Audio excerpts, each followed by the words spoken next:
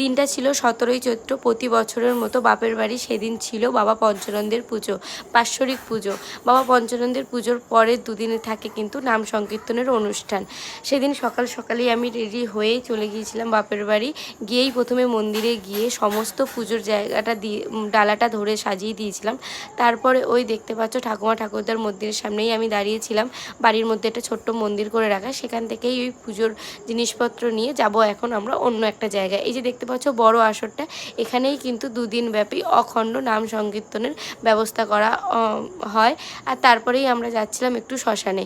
না শ্মশানে যাচ্ছি ঠাকুমা ঠাকুরদার কাছে। তোমরা কি ভাবছো শ্মশানে ঠাকুমা ঠাকুরদাকে রাখি? না, সেখানে ওনাদের একটা ছোট্ট মন্দির করে ওনাদের নামে স্মৃতি মন্দির করে রাখা হয়েছে। এই যে সারা জায়গাটা দেখতে পাচ্ছ, এই জায়গাটাতেই কিন্তু আমার বাবা জেঠুরা মিলে এই জায়গাটা গ্রামের মানুষের কল্যাণের জন্য শ্মশানের নামে দান করেছে। ঠাকুমা ঠাকুরদার মন্দিরে পুজো দেওয়ার পরেই কিন্তু আমাদের বাড়ির পুজোর সূচনাটা শুরু হয়। তাই সেখানে এসেই আগে পুজোটা সেরেই বাড়ি গিয়েই ছেলের নামে মানসিক ছিল, তাই গণ্ডিও দিতে হবে, গণ্ডির মানসিক করেছিলাম। তাই ওই আমার জেঠুকে দিয়ে দিয়েছিলাম ছেলেকে একটু স্নান করতে। এই যে পুকুরটা দেখতে পাচ্ছ, এটা কিন্তু ঠাকুর পুকুর, মানে এটা ঠাকুরের নামেই দেওয়া। এই পুকুরে কোনো রকম আঁশ টাশ কিছু হয় না, এখানে পুজোর জন্যই সম্পূর্ণটা ব্যবহার করা হয়।